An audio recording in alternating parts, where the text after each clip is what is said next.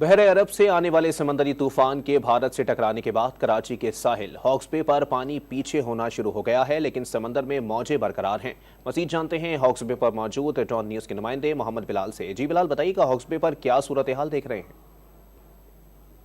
देखिए, मैं इस वक्त हॉक्स बे की साहिली पट्टी पर अब मौजूद हूँ और एक बार फिर अब देखने को मिल रहा है कि लहरों में शिद्दत आ रही है और उसके अलावा जो लहरें किनारे पर मौजूद थी अब जो है वो हट से भी टकरा रही हैं। उसके अलावा जो बंद यहाँ पर बनाए गए थे उससे भी टकरा रही हैं। मेरा कैमरामैन आपको दिखाएगा मेरे रकम में कि देख सकते हैं कि पीछे के जो है वो किस तरह हट से टकरा रही हैं। उसके अलावा के मुख्तलिफ मकामात हैं जहाँ पर पानी जो है वो हट से दाखिल होने के बाद बाहर सड़कों पर भी पहुंच चुका है। और उसके अलावा रेत होने की वजह से एक सड़कें जो है वो दलदल का मंजर पेश कर रही हैं और वहाँ पर गाड़ियाँ जो आ रही हैं उन्हें भी मुश्किलात का सामना करना पड़ रहा है। उसके अलावा जो मोटरसाइकिलें हैं उनको भी मुश्किलात का सामना यहाँ पर करना पड़ रहा है। दफ़ा 144 का नफाज यहाँ पर किया गया है। पुलिस और रेंजर्स यहाँ पर मौजूद है और सिक्योरिटी के तमाम तर इक़दामात संभाले में किसी भी शहरी को यहाँ पर आने की इजाज़त नहीं दी जा रही।